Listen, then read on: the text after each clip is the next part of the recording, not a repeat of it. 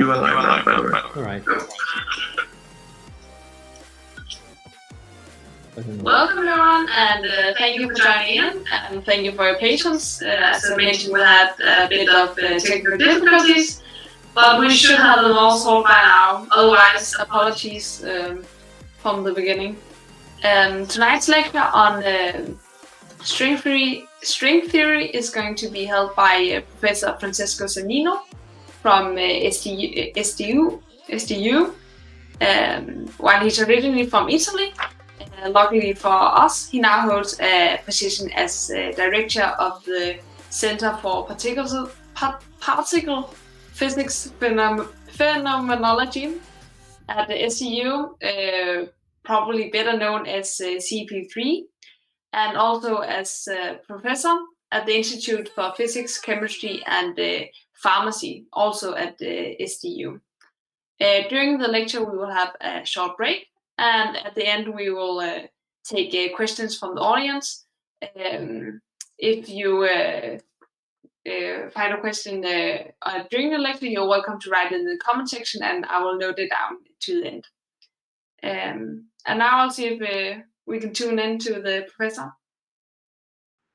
Hello. Thanks a lot, Maria Luisa, for a very kind introduction. And I hope you're going to enjoy the talk. Okay? The talk is divided into parts. So one part where if you sorry, I hear somebody else talking.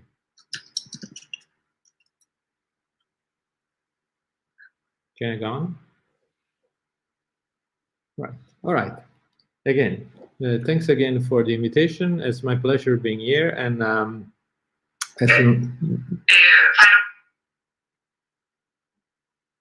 sorry, I hear somebody in the background.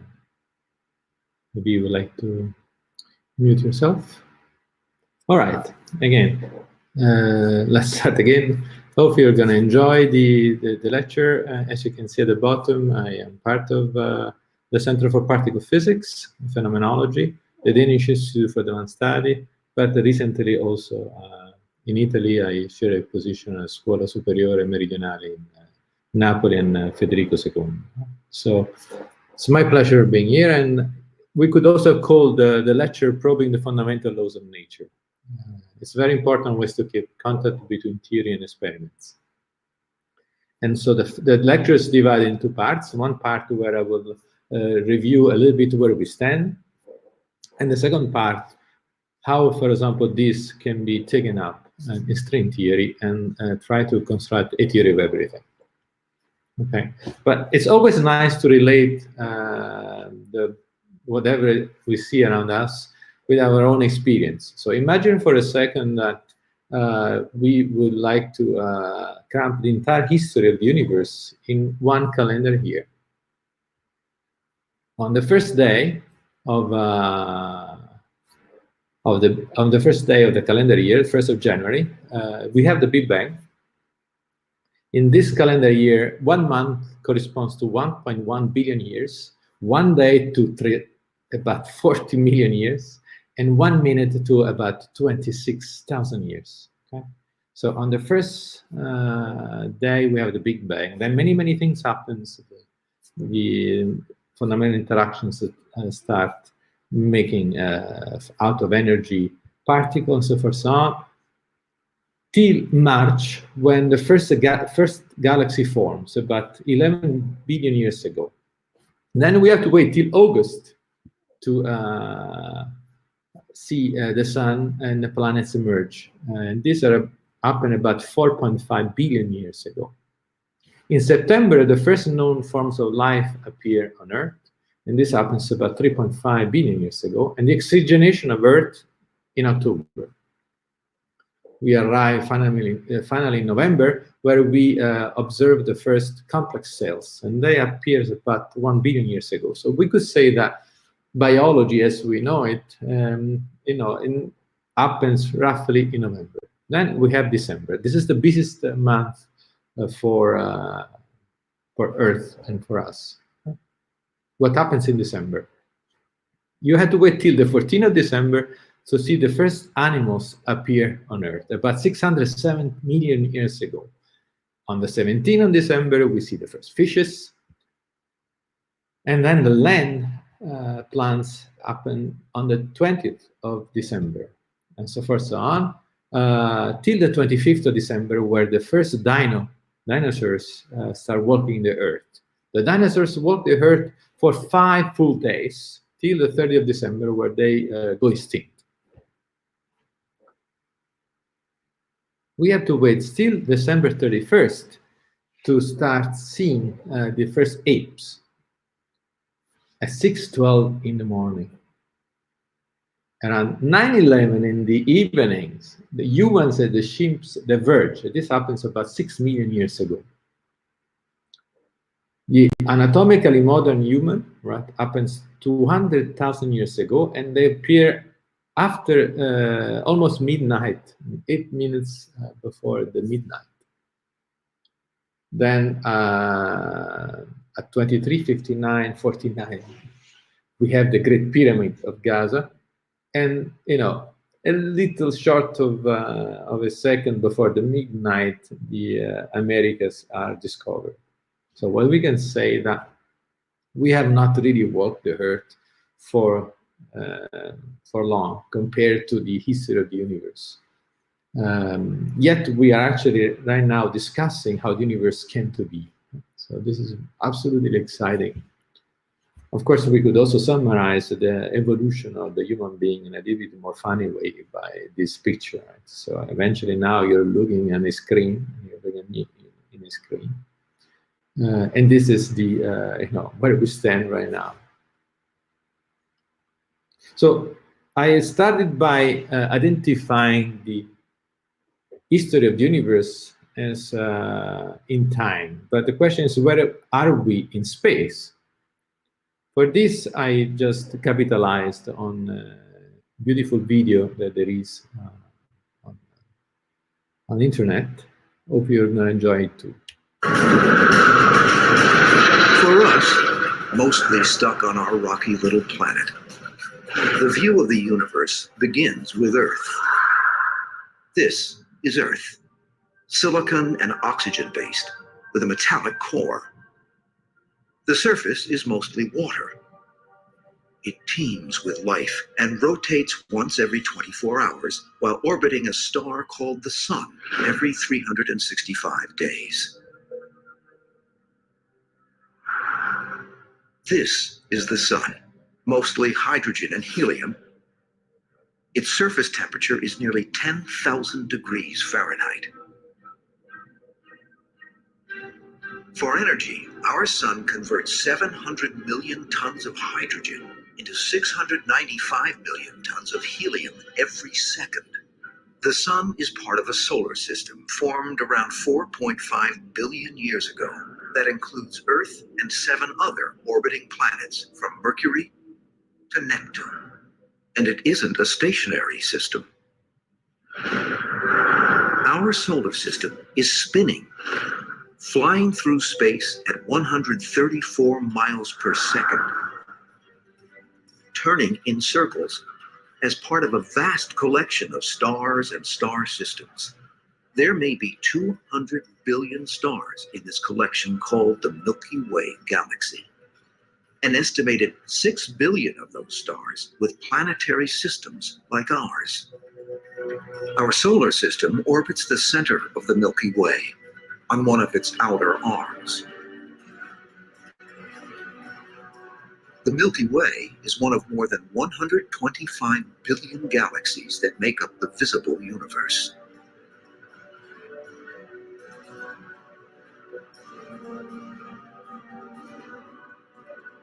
This is the universe.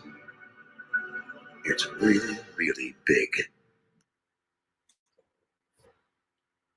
So I hope you enjoyed the short movie that places us inside the universe and tells you now how big is the universe compared to us, right? So now you can relate to the history of the universe and you can relate to the location inside the universe. But how did it all start, right? So on this slide, it's a slide that you can tell your friends about, right? So it all started with a burst of pure energy. Energy became matter, matter made stars and planets, here we are. So effectively, we don't need theoretical physicists, we don't need physicists anymore. This lies sums it up. But is it really like this? Do we really know how everything started? But what is actually the true story?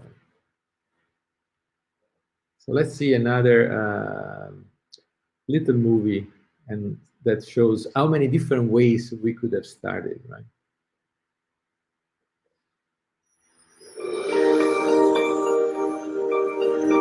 We usually think of our universe as a vast, nearly endless expanse that contains every galaxy, star, and atom in existence. But is it? What if our universe is just one of many? Could we live in a multiverse? One with parallel universes containing other galaxies and possibly other Earths? This isn't just the stuff of science fiction. Physicists are starting to take the multiverse idea pretty seriously. Here are 4 real models of what parallel universes might look like and how they could form. The inflationary multiverse. You know how you learned in school that the universe started with the Big Bang? Well, what if that Big Bang wasn't the only one? In the inflationary multiverse model, Big Bangs are happening all the time.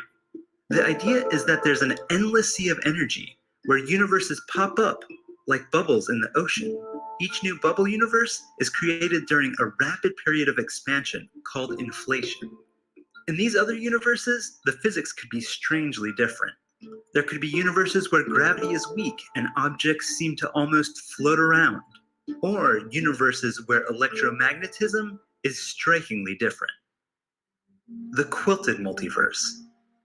In this model, there's really just one universe, but it's not just big, it's truly infinite.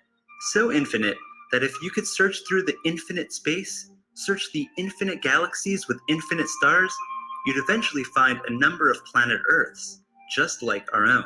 And on some of those Earths, you'd even find someone identical to you. But you aren't likely to ever meet yourself, because that other you probably lives in an unreachable patch in our infinite cosmic quilt. Even if you started flying through space at light speed right after the universe was born, while you could travel tens of billions of light years away, you could never escape your small local patch in the endless quilt of space. The quantum multiverse. When things get really small, they get really weird. Quantum mechanics rules the behavior of small particles, like this electron. As it moves along, where exactly is it? Quantum mechanics would say that it could be any number of places. But take a picture. It's right there. But how did it decide where to go when you took the picture? In the quantum multiverse hypothesis, fickle particles don't have to decide where to pose for pictures. Each of those possibilities would live in its own universe. And the crazy thing is that anytime you take a picture or observe something, you split the universe. You can't see all the universes because you just live in one of the many possibilities. So as you move along your life observing particles, people, puppies, the universe is constantly splitting, and you're just traveling along one of the many paths in the quantum multiverse. The brain multiverse. Sometimes people talk of parallel universes as alternate dimensions. We live in 3 spatial dimensions, front to back, side to side, and down to up. Are there more dimensions though? In the brain multiverse, the answer is yes, because the brain multiverse comes out of a type of string theory where our 3-dimensional universe lives on a membrane, or brain for short, that is actually embedded in 10 dimensions. But our brain wouldn't be the only one. There could be other brains with other universes. It's like how a 3-dimensional book has many 2-dimensional pages, but our multiverse book is 10-dimensional, and our universe is on one of the many 3-dimensional pages. So could we find hard evidence that any of these 4 multiverses exist? Scientists working on telescopes around the globe are searching the sky to confirm the existence of a sort of fingerprint left over from just after the Big Bang. It's a pattern of polarized light resulting from our universe's brief period of rapid expansion called inflation.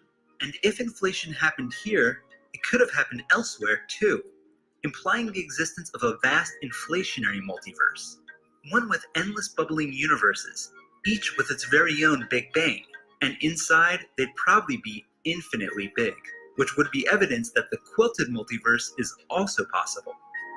So do we live in a multiverse? We may know very soon.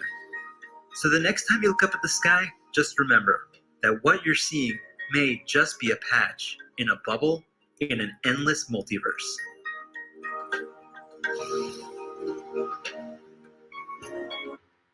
All right, so back to me.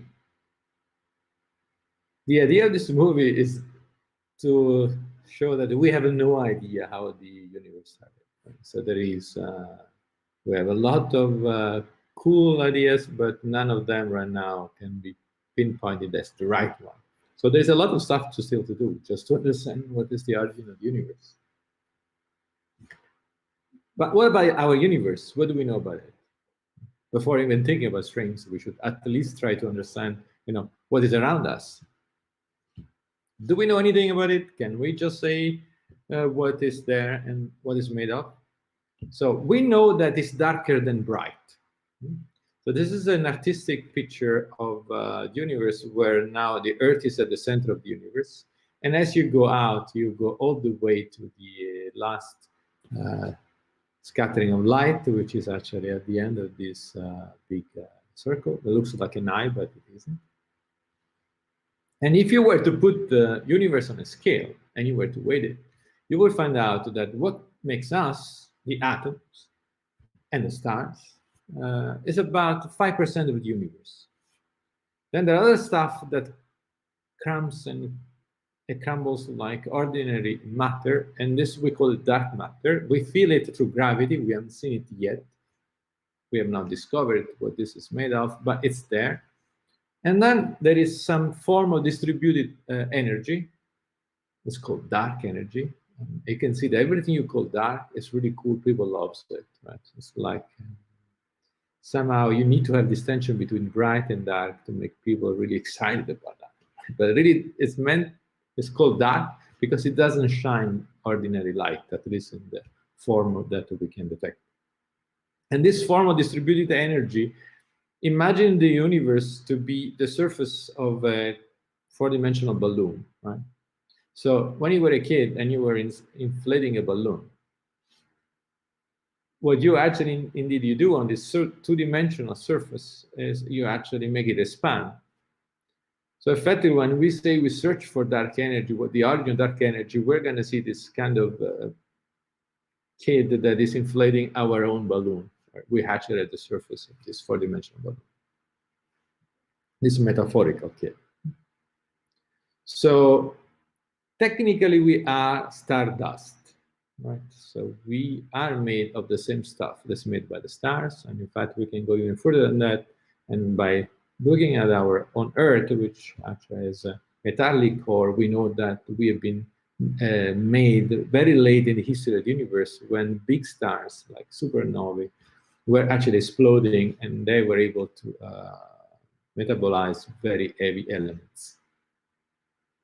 So that's the same history of the universe seen by a physicist, right? Rather than putting on a cosmic calendar. This is the physicist calendar. And you can see the Big Bang. This happened 10 to the minus 36 seconds ago. That would actually correspond, in fact, to the first moment of the first day of the first month of the calendar year. And then you see that many things happen. You have matter being formed, and then little after little, we come all the way to today's universe, which is at the far right of your screen. And on the top, you see where we stand from the experiments point of view. What did we actually really test? Well, we arrived to 10 to the minus 10 seconds, which is very, very, very back in time, but not enough to observe the Big Bang. And that is where the Large Hadron Collider makes the conditions that the energy corresponds to energy of about 100 gigaelectronvolts. Right? For comparison, life at the very end corresponds to an energy to 10 to the minus 13 gigaelectronvolts. So that is the energy of life. Very good. We have already discovered 4 forces, right? Gravity, that allows you now to stay in front of this video and sit comfortably in your chair. Electromagnetism, that allows you now to actually see the presentation. Strong dynamics is known a little bit less, but it's the stuff that actually keeps together the nuclei, right? That are made out of quarks and gluons. And weak interactions, so those are responsible for the thermonuclear reactions in the sun. So you'll be asking, why do we have 4 forces? Why not 5? Why not 6? Why not less? Right? This is actually very reasonable questions to ask. Can we actually have a single force of everything? We'll get back to it. But at least we know there are 4 forces out there. And these 4 forces are unable to explain dark matter and, for example, dark energy. So this is actually, again, a physicist diagram that where you see the 4 forces at the very bottom of it: electromagnetic, weak, strong, and gravity. And then as you go back in time in universe, or you go very, very high energies, they're actually related to these 2 quantities, you see that the electromagnetic and the weak interactions become a single force. And this we have actually discovered it already a couple of decades ago, and a Nobel Prize was given to that, where you say that the electromagnetic force, the weak force, are actually expression of the same force, called the electroweak theory. But today, the electroweak, strong, and gravity are still not unified in a single force. There is a dream that the electroweak and strong becomes yet one more unified theory. Those are termed grand unified theories, or GUT for short. And then we will hope to even unify electroweak, strong, and gravity into a new force. Is that true? Can we test that? These things that remains to be seen. As I was saying, the electroweak force was written down by Glashow, Salam, and Weinberg in 1979.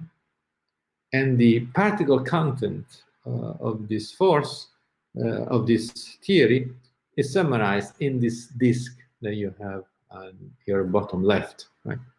Now, you see the disk has an orange part where the quarks are represented, and there are 6 of them.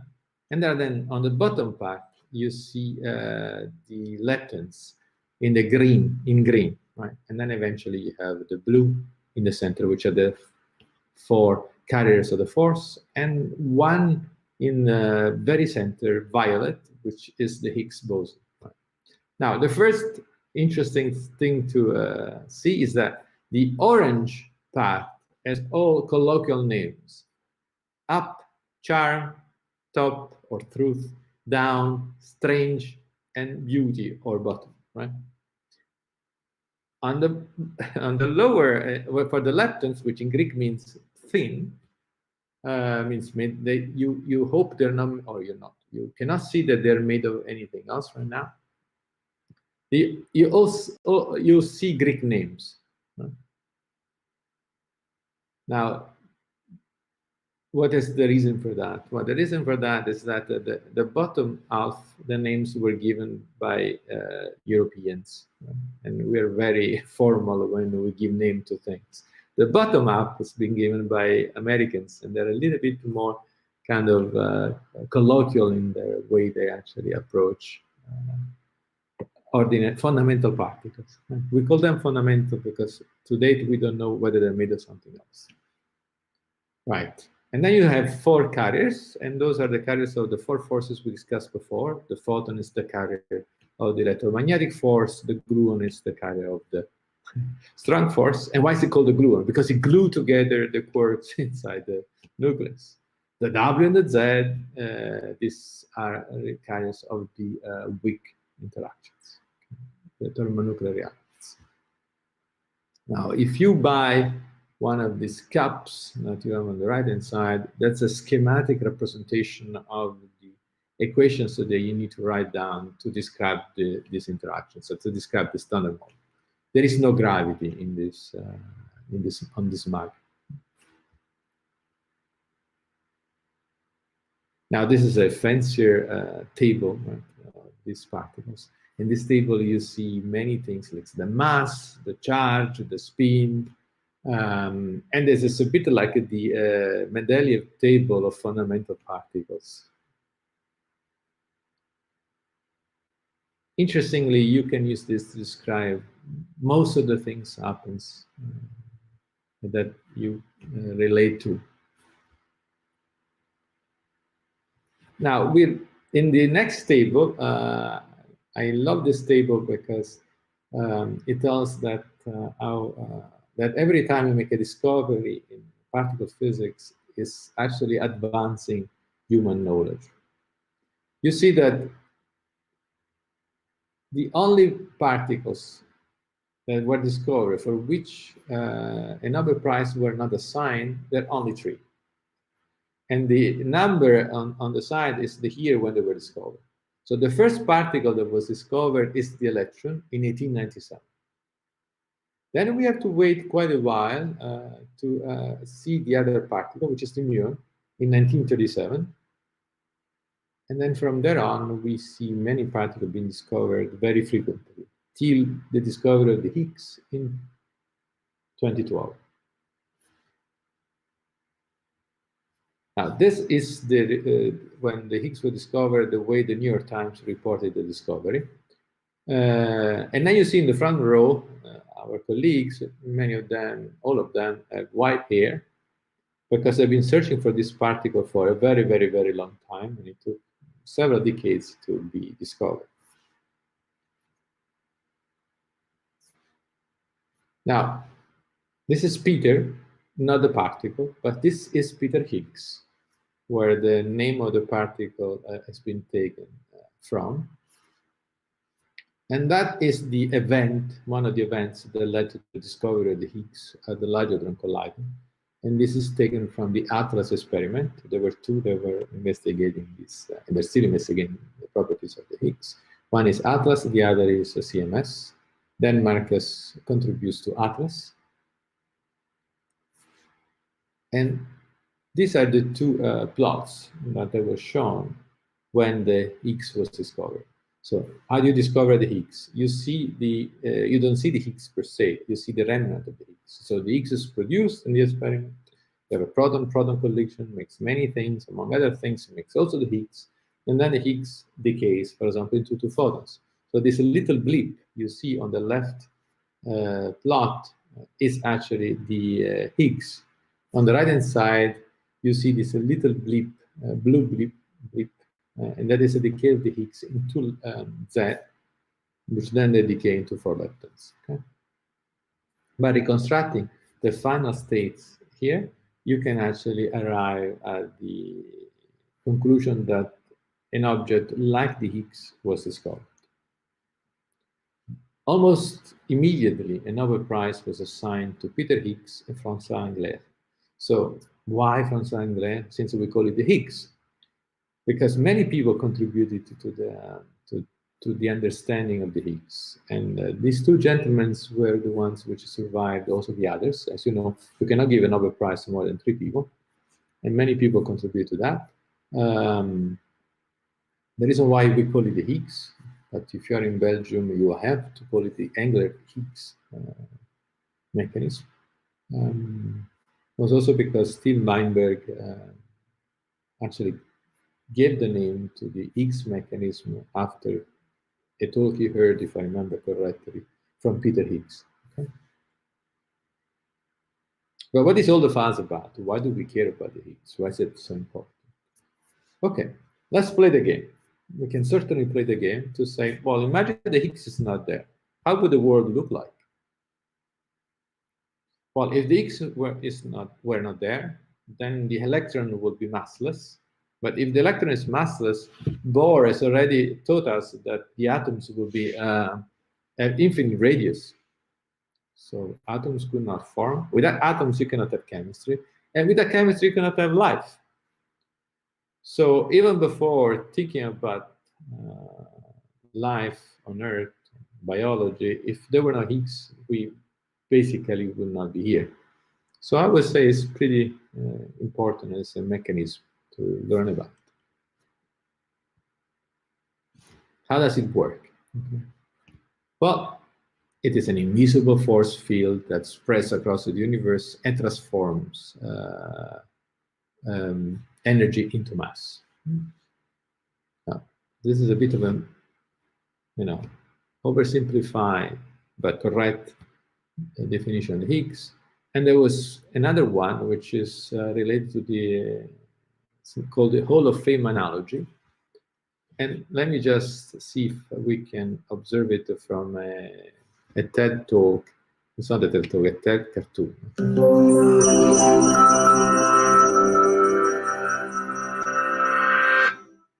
Without a doubt, the most exciting scientific observation of 2012 was the discovery of a new particle at the CERN laboratory that could be the Higgs boson, a particle named after physicist Peter Higgs. The Higgs field is thought to give mass to fundamental subatomic particles like the quarks and leptons that make up ordinary matter. The Higgs bosons are wiggles in the field, like the bump you see when you twitch a rope. But how does this field give mass to particles? If this sounds confusing to you, you're not alone. In 1993, the British science minister challenged physicists to invent a simple way to understand all this Higgs stuff. The prize was a bottle of quality champagne. The winning explanation went something like this. Suppose there is a large cocktail party at the CERN laboratory filled with particle physics researchers. This crowd of physicists represents the Higgs field.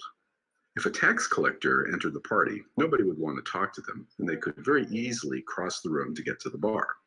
The tax collector wouldn't interact with the crowd in much the same way that some particles don't interact with the Higgs field. The particles that don't interact, like photons for example, are called massless. Now suppose that Peter Higgs entered the same room, perhaps in search of a pint. In this case, the physicists will immediately crowd around Higgs to discuss with him their efforts to measure the properties of his namesake boson. Because he interacts strongly with the crowd, Higgs will move slowly across the room. Continuing our analogy, Higgs has become a massive particle through his interactions with the field. So, if that's the Higgs field, how does the Higgs boson fit into all of this? Let's pretend our crowd of partygoers is uniformly spread across the room. Now, suppose someone pops their head in the door to report a rumor of a discovery at some distant rival laboratory. People near the door will hear the rumor, but people far away won't, so they'll move closer to the door to ask. This will create a clump in the crowd. As people have heard the rumor, they will return to their original positions to discuss its implications. But people further away will then ask what's going on. The result will be a clump in the crowd that moves across the room. This clump is analogous to the Higgs boson. It is important to remember that it is not that massive particles interact more with the Higgs field. In our analogy of the party, all particles are equal until they enter the room. Both Peter Higgs and the tax collector have zero mass. It is the interaction with the crowd that causes them to gain mass. I'll say that again. Mass comes from interactions with the field. So let's recap. A particle gets more or less mass depending on how it interacts with the field, just like different people will move through the crowd at different speeds depending on their popularity. And the Higgs boson is just a clump of the field, like a rumor crossing the room. Of course, this analogy is just that, an analogy, but it's the best analogy anyone has come up with so far. So that's it. That's what the Higgs field and the Higgs boson is all about. Continuing research will tell us if we found it, and the reward will probably be more than just a bottle of champagne.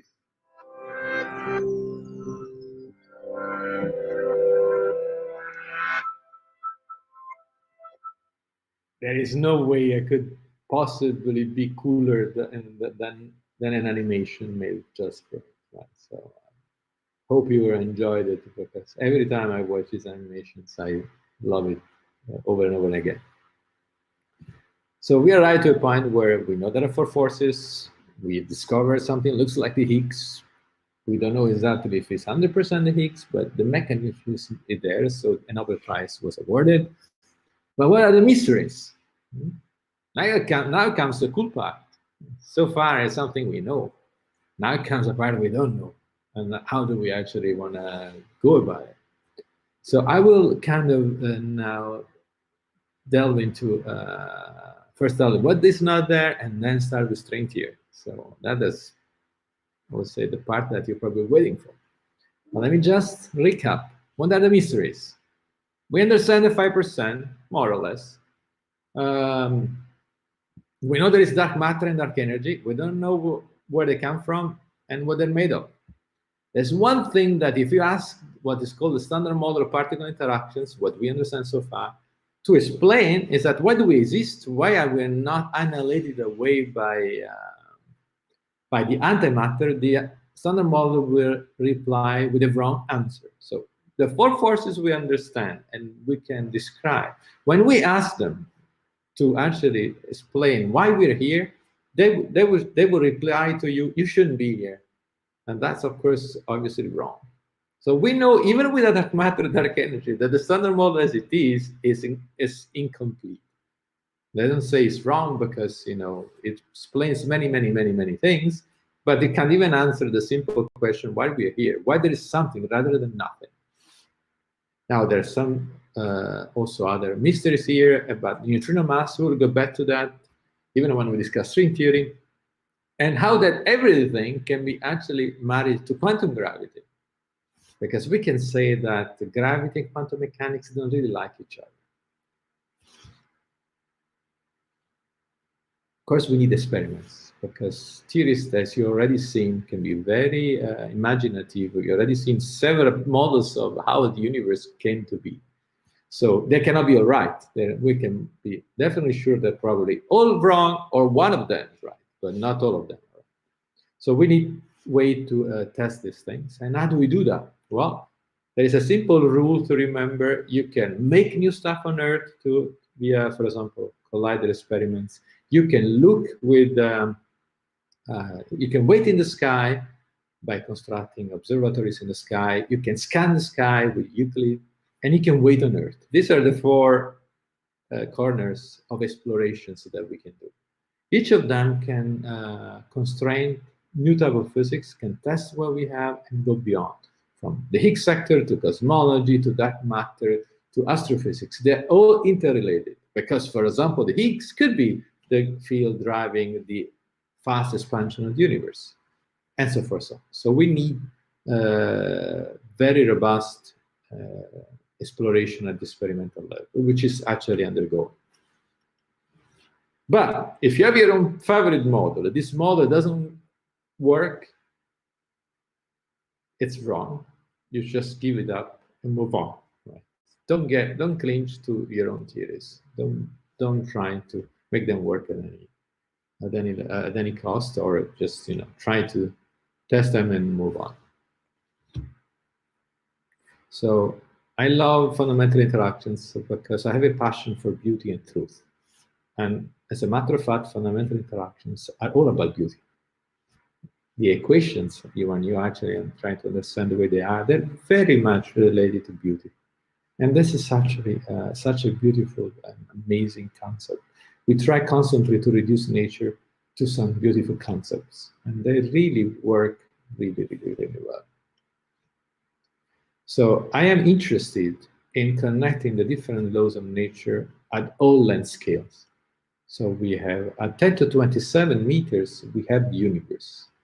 Around 10 to 21 meters, we have galaxies. At 1 meter, that's actually the scale I use, we have us. That's my daughter on some years ago. At 10 to the minus 11 meters, we have the atoms. At 10 to the minus 17, we have the Higgs, the W, and the Z. And then eventually, there is a desert, or there's some new physics. We don't know that yet. Till arriving all the way to gravity when it becomes strong and we have to quantize it. And this is about 10 to the minus 35 meters. So you need 35 zeros before the first digit to start feeling gravity to be strong. So in order to have a theory of everything, and you can see I'm slowly getting into string theory,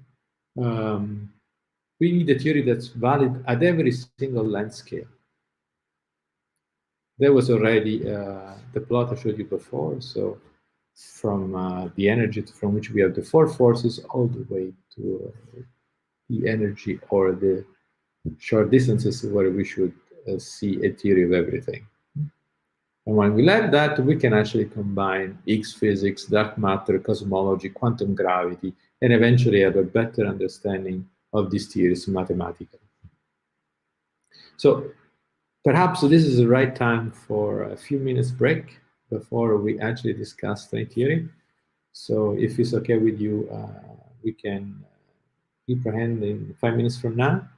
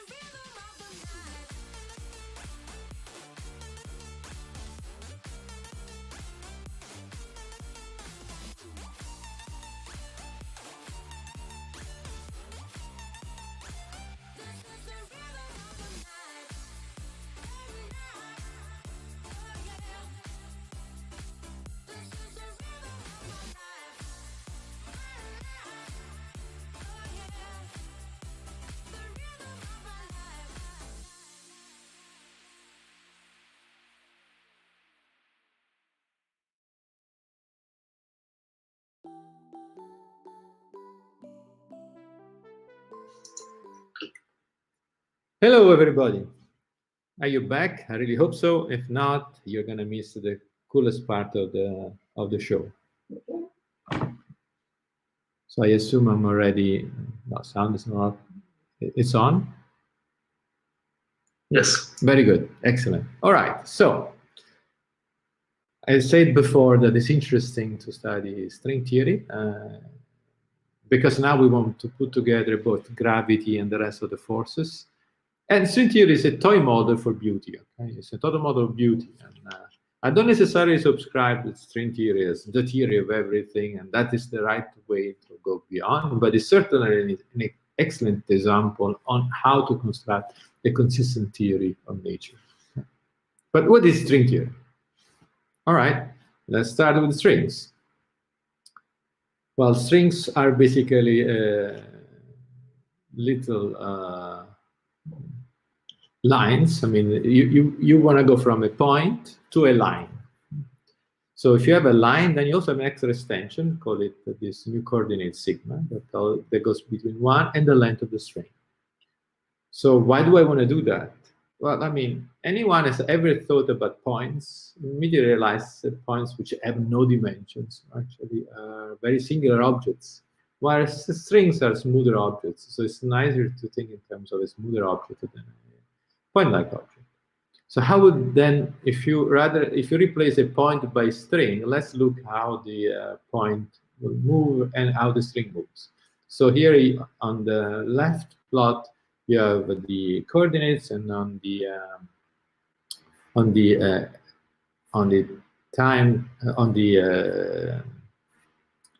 other coordinate you have time, and you see that if you start from a point A, you start from a point that you have a definite time in a definite space, and then your point basically makes a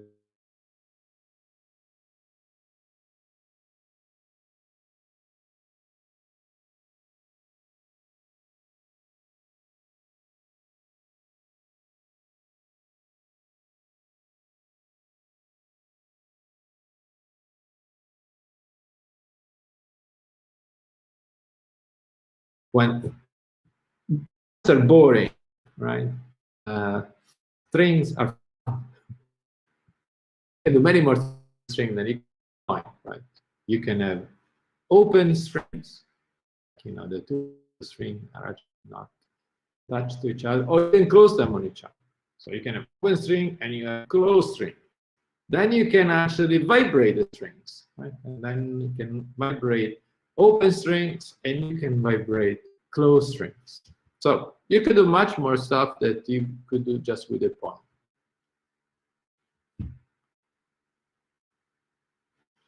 And we can actually discuss particles as if they were, you know, sounds, right? So what is the sound of particles?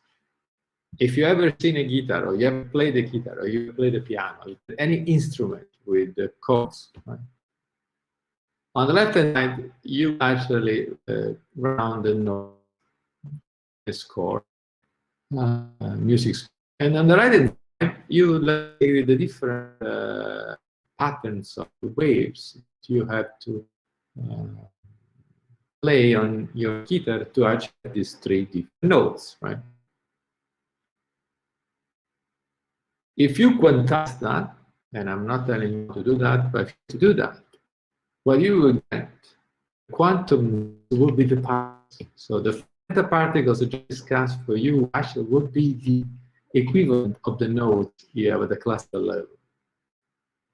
Now you can see that the score is a little bit more complicated than the score you had for the notes, right?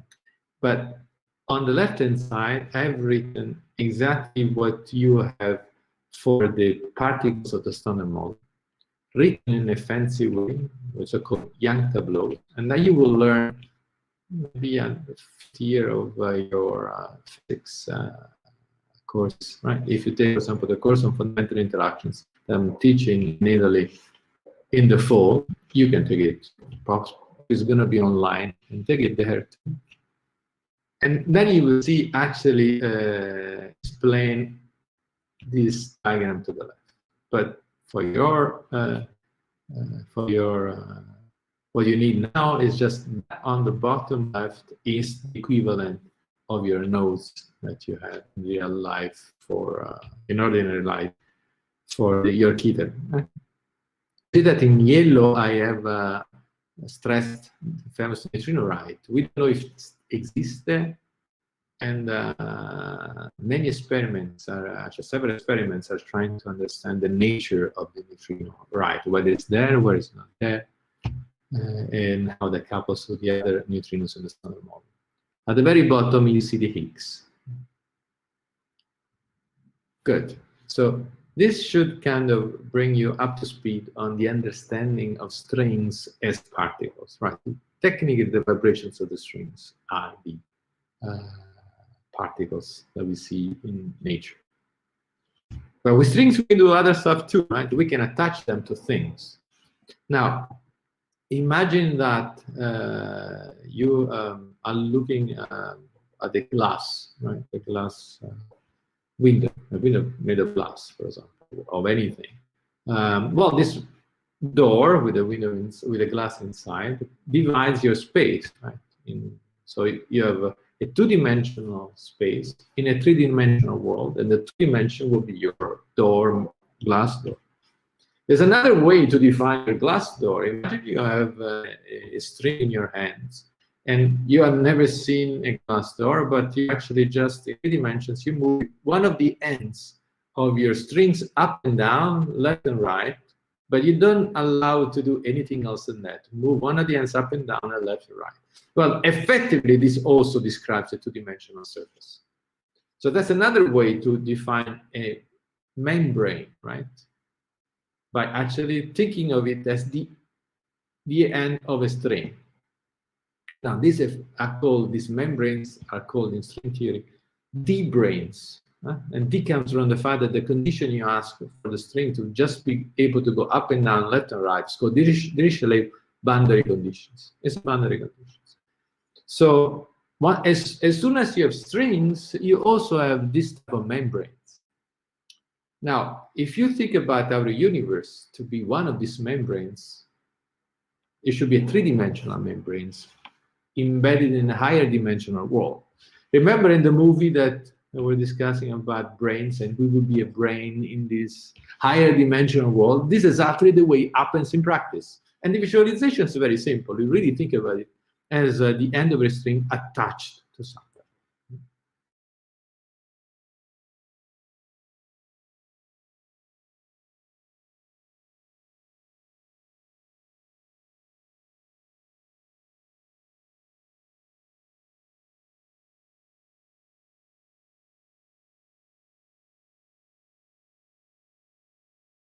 I have no idea.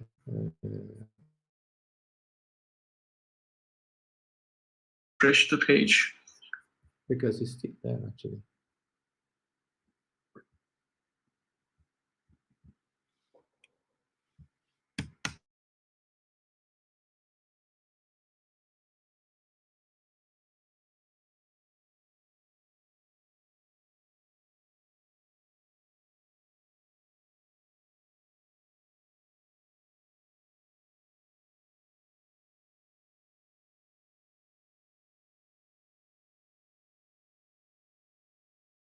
A moment.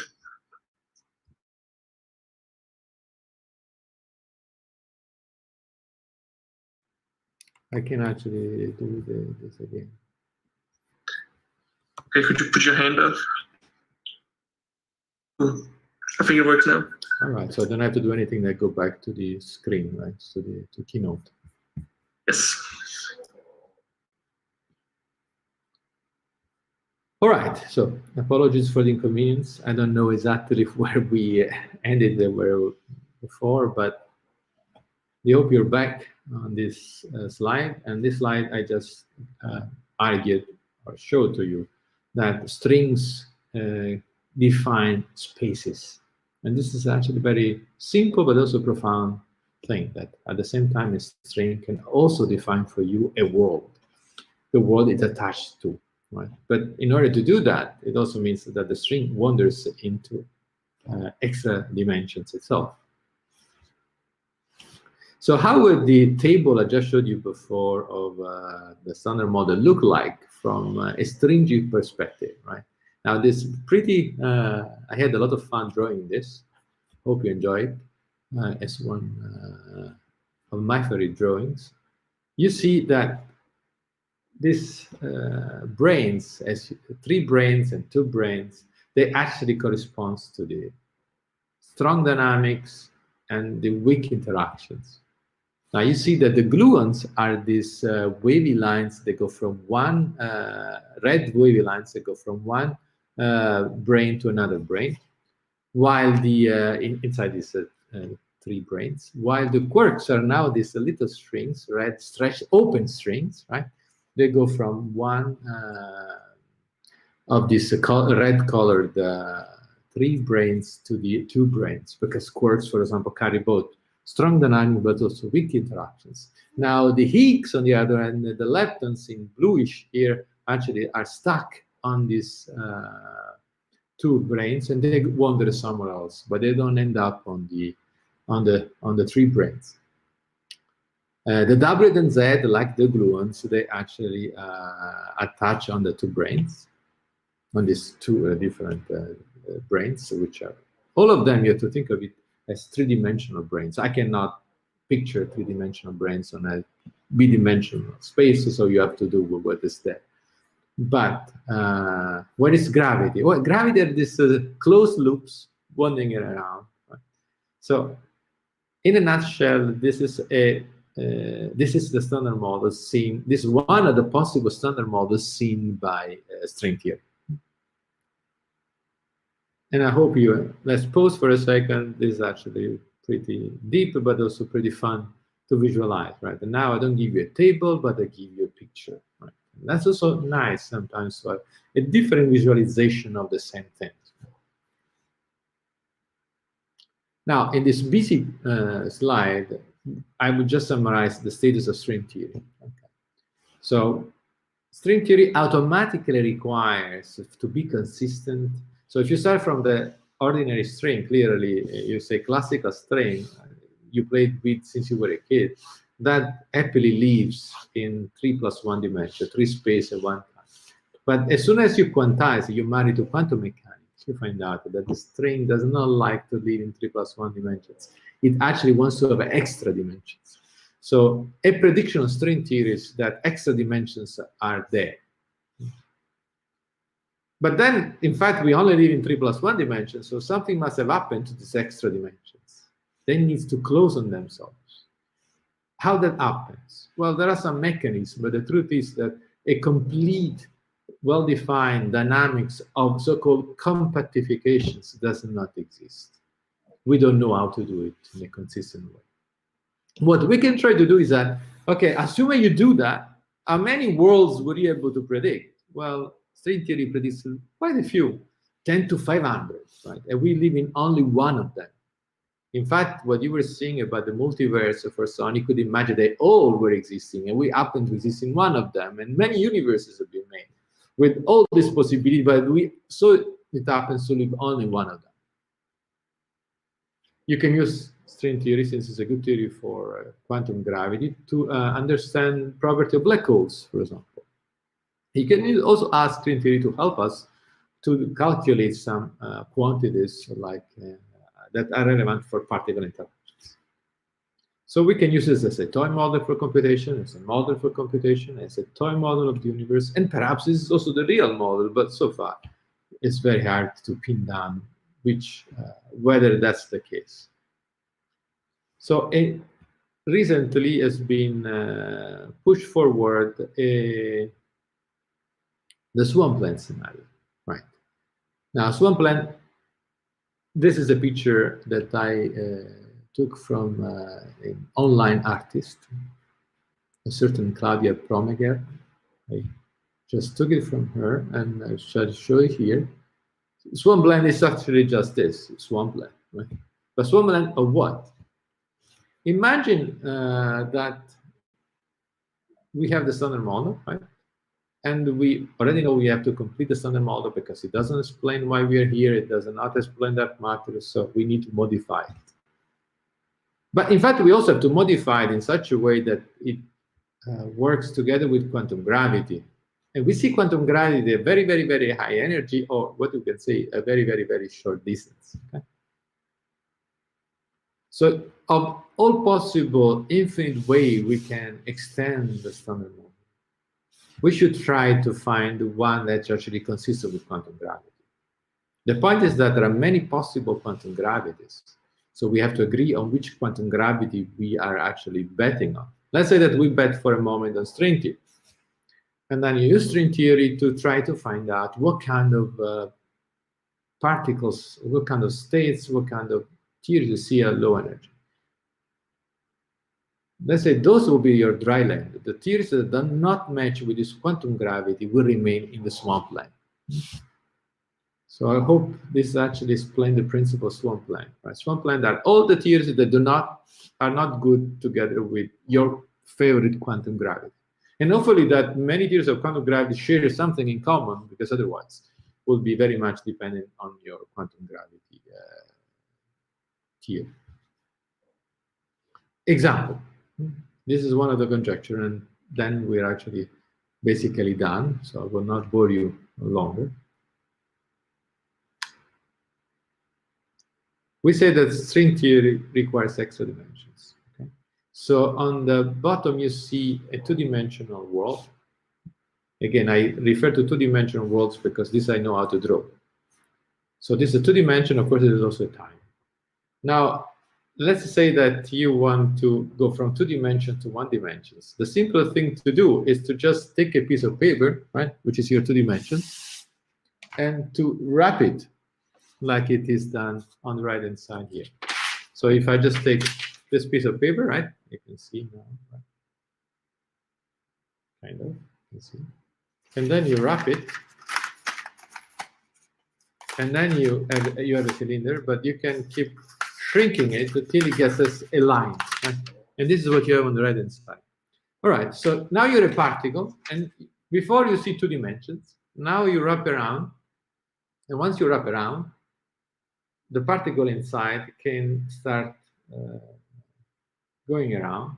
The smallest radius, the more energy you, the more, you know, the mass of you will see copies of your particle with whose mass is inversely proportional to the radius of your circle, of your cylinder. And these are called Kaluza-Klein states. So you get many copies, and they get extremely, if you want to think about that, every time you go around, you actually get basically new states. And they all grow their mass. The smallest mass is of the order 1/r, the compactification radius. And if this were not string theory, this would be it. So you could have imagined that even with the string theory of extra dimensions, you actually have particles in extra dimensions, and then eventually this provides many states which grow with the energy. But if you have a string theory, right, you can do something else. Strings can also wrap around the circle, right? around the cylinder. Now, if you have a string with a definite length and you want to wrap it many times, you immediately realize that you have to, you know, do some work, right? So now we see the opposite of the particle, right? So we see that the smaller is the radius of your cylinder, the fluffier, the easier for you is to go around the cylinder by wrapping around. The bigger is the radius of the cylinder, the actually tougher is for you to actually wrap around. So now you see that the masses of your particles actually grow with the radius. These particles or these states are called winding states because you wind them around the cylinder. So we have already our first conjecture, and we will stop there, that string theory always predicts light particles, either because you have very large distances, or you have large, flat extra dimensions, or you actually have very close, small extra dimensions, because you have both type of modes: the Kaluza-Klein, which you also have for ordinary particles, and this winding mode. So they're related. Excellent. So this, you already have a prediction at low energy of what you would expect these particles to be. So summing up, the theory we see should already know about quantum gravity in a way or another. I mean, because quantum gravity, to be consistent with us, makes some requests on your theory. The point is that different quantum gravities will have different types of Swamplands. So the correct theory of quantum gravity will actually definitely select the correct theory of low energy. Now, something I did not speak about, which is also very exciting, this, I hope you will have lecture about this some other time, that there are the standard model, besides the reason why the reason that it already now doesn't work, there are actually also new cracks showing up in experiments in so-called flavor anomalies, and there was a news a couple of weeks ago also about the measure of the magnetic moment of the muon, G minus to the muon, that is also anomalous compared to the prediction from the standard model. So these are clearly exciting times.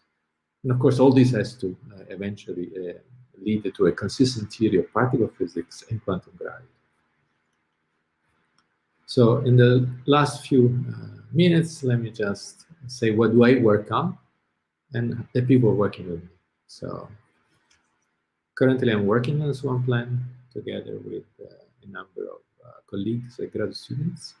And effectively, we're trying to answer the question, what does it take for a particle theory to be consistent with quantum gravity?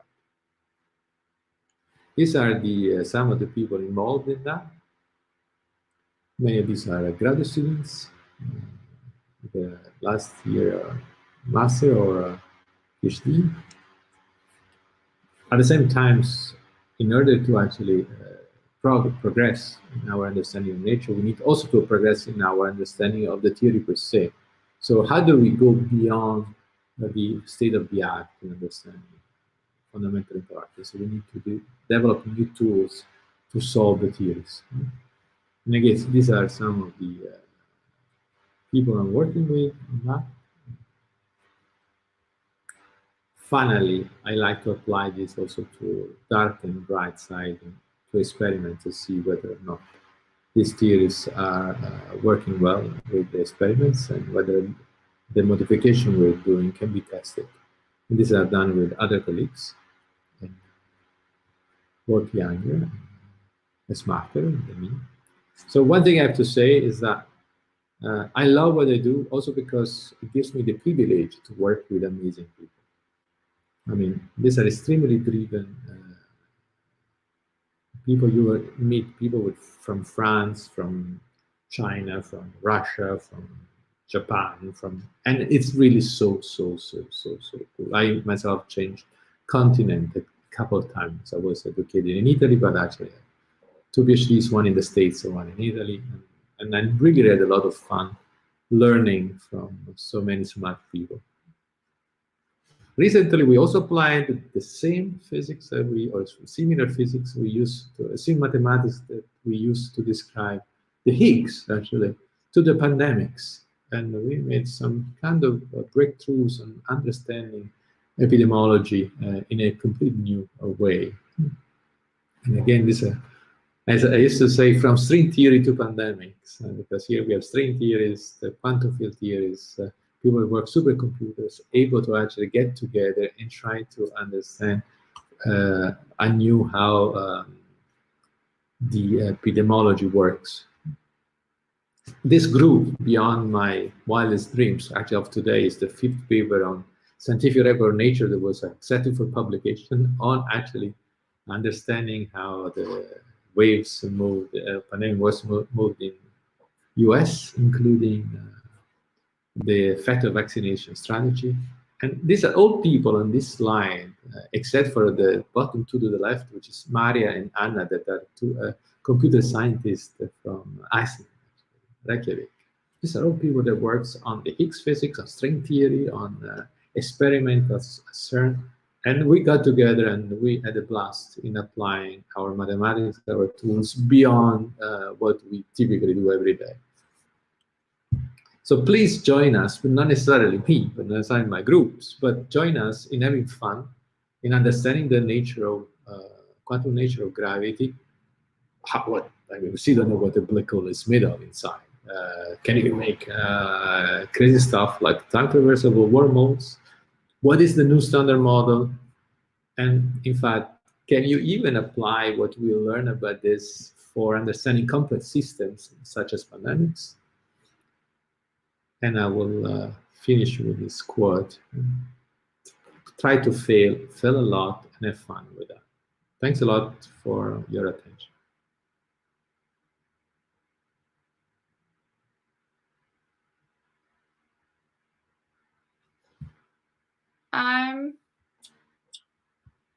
People can hear me? Otherwise, you'll have to leave a comment in the Facebook chat. Well, first of all, thank you, Francesco, for the fascinating lecture. Now we'll be taking questions. No. Okay. Now okay.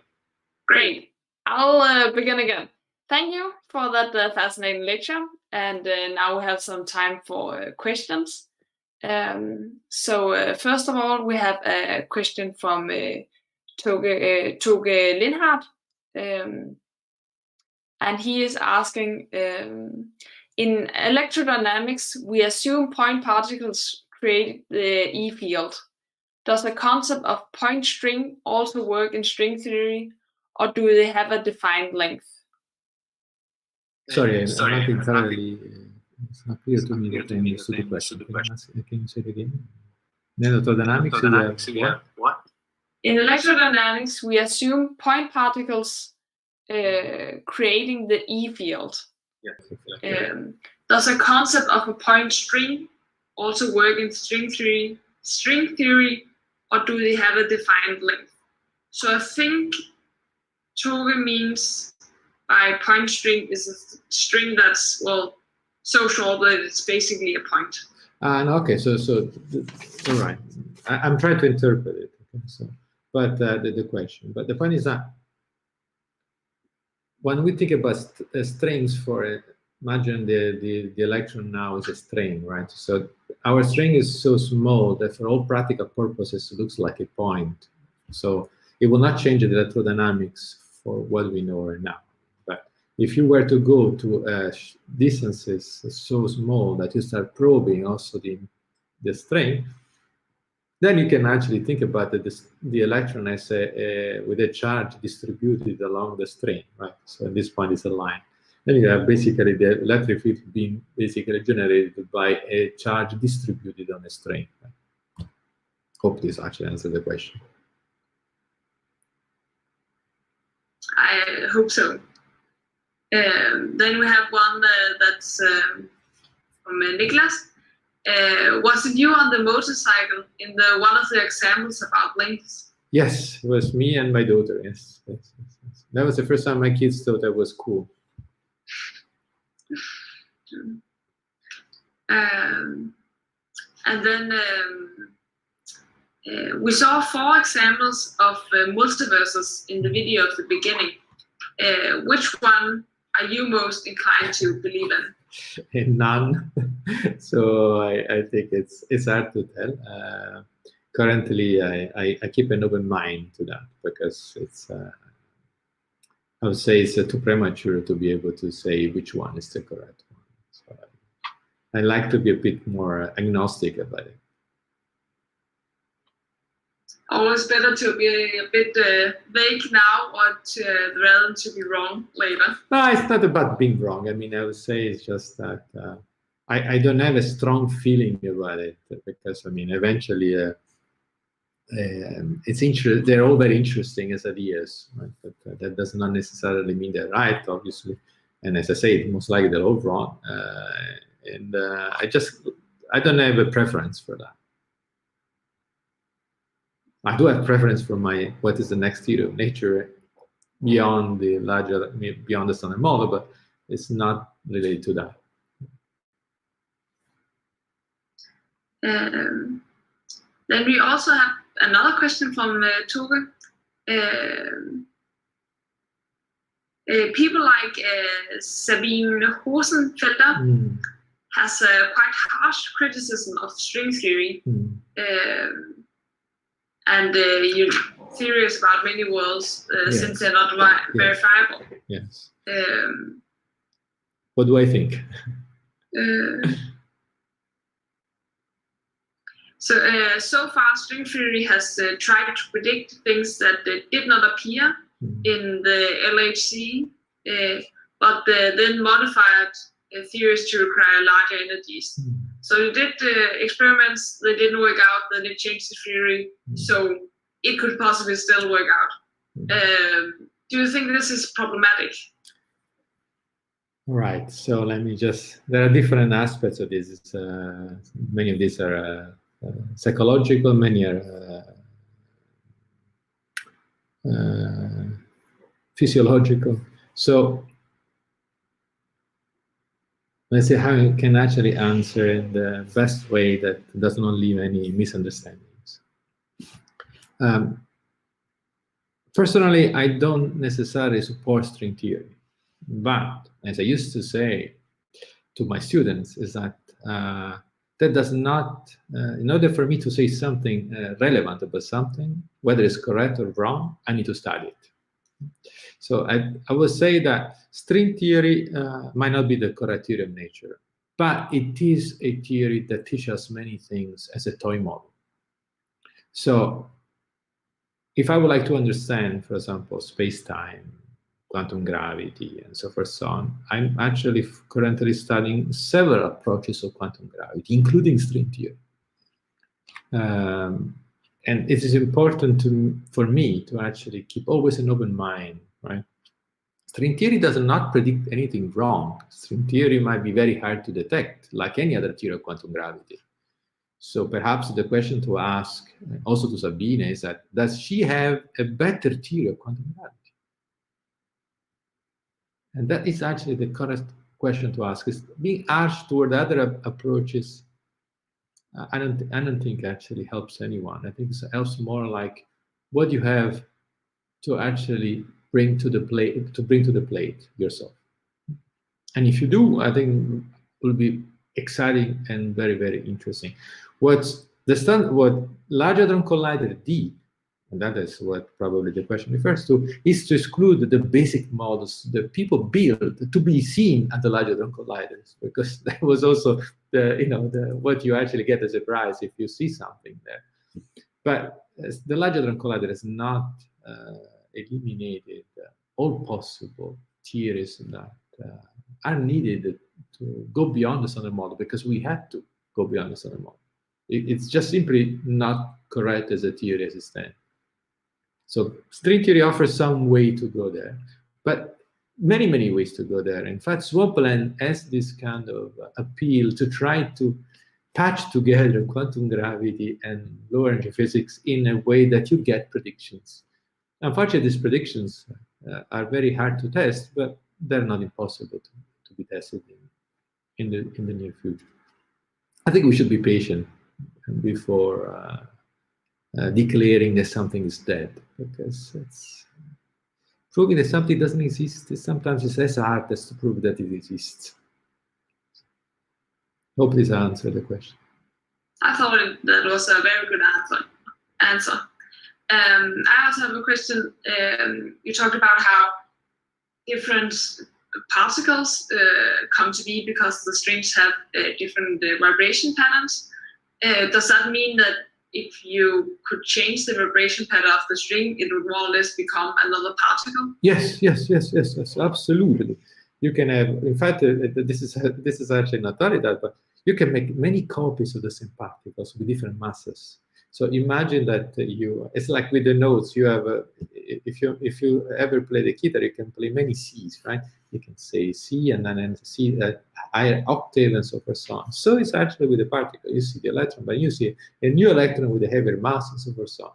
So it's actually similar, if not identical in practice, to the way you actually play the guitar. The same notes comes with higher pitch, so the electron will come with higher masses. And you can also play different frequencies, right? Fascinating. And then bit of look to the future. What questions are very discussed or popular among physicists at the moment? Yeah. What are you working on? Yeah, so there are many. This is a very, very, very interesting question. Okay, of course it depends which physicist you ask, but what's going on now in the literature, it has to do from one side with the new anomalies that I was telling you about. That these are not that they're as old as a month ago. I mean, so we talk about the G-2 of the muon and the so-called arcane anomaly at CERN. So let's start with the G-2 of the muon. So if you actually think about the electron, you see, the electron can be seen as both an object with a charge, but also a little magnet. Right? So we typically don't think about it like that, but an electron is a little magnet, effectively. So it is the muon. The muon is the friend of the electron 207 times heavier. Now this muon has also a little magnetic moment. So it is a little magnet. So by putting it into a magnetic field, you can see the precession of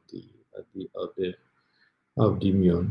The point is that this magnetic moment appears as an intrinsic intrinsic property of the muon, but it depends also the quantum corrections that you, the value, the number that it has, depends on the quantum corrections coming from all the forces with and the quarks and all the other particles of the standard model. So imagine that you can measure this magnetic moment to a part in a billion, right? So extremely insane precision.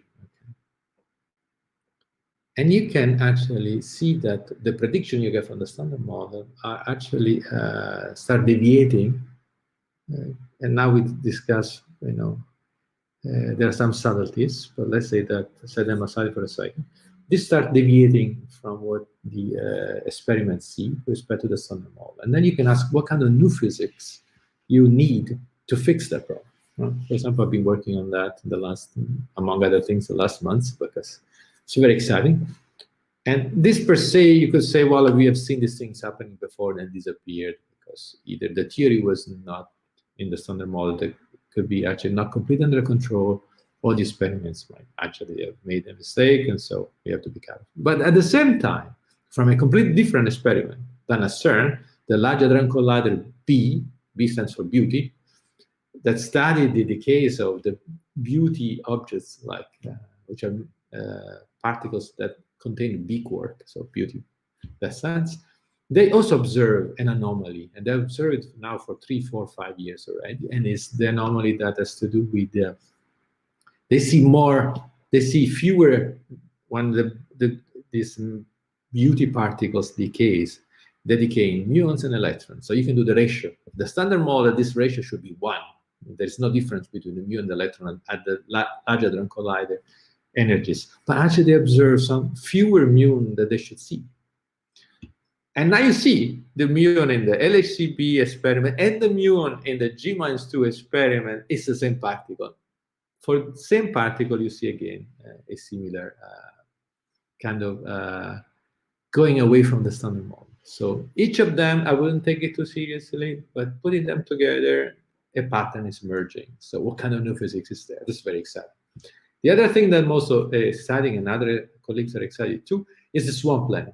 How do you sew together, patch together quantum gravity and particle physics? So right now, with some students of mine in Napoli, we're actually exploring different theories of quantum gravity, because this entire idea was born in string theory.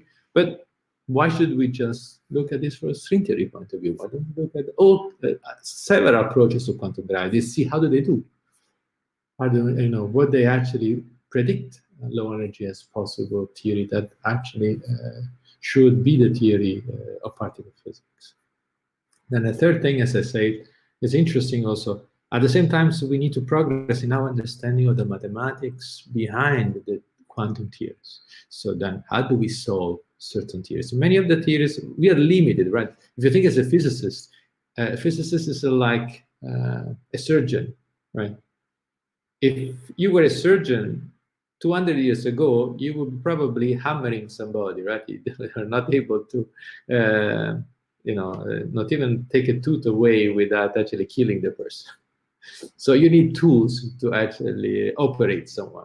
So nature is our, if you want, patient to operate with, and we need actually better tools to be able to do that. So we need also to develop our tools. And for us, the tools is mathematics.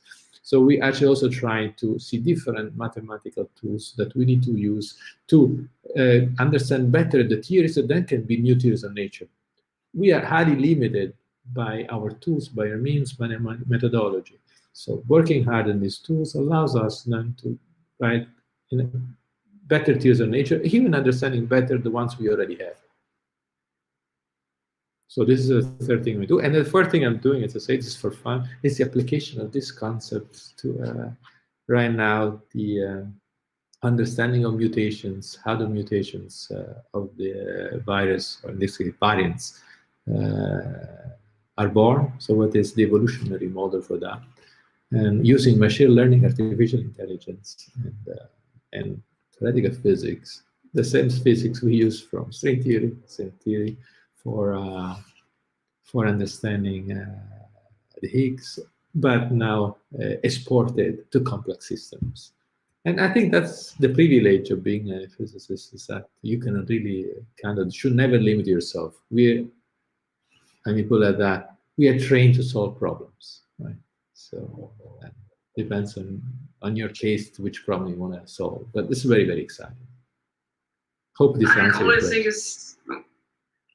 I always think it's really, really cool when some of the discoveries that's made in physics or other area of science somehow make its way into other parts of our world.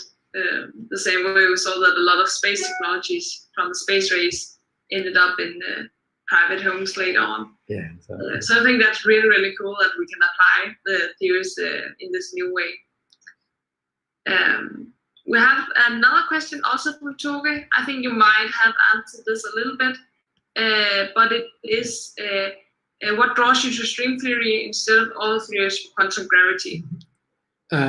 As I said, from my point of view, I consider myself somebody that is curious. So I if I don't understand something, it really stresses me. And so if from my point of view, string theory is any other theory of quantum gravity. But what brought me to string theory is also that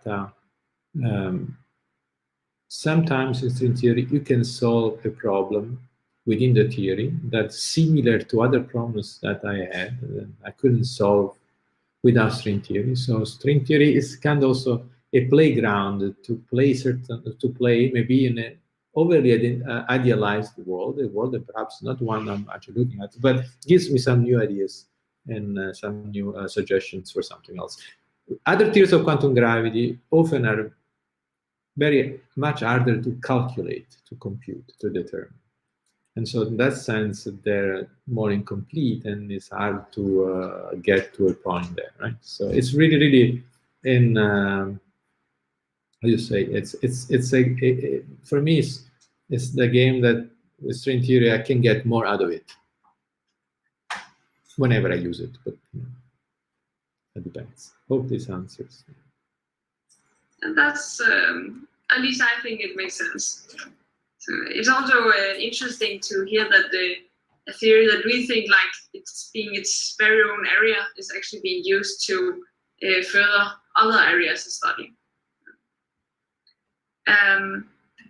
I think that's it for questions. All right.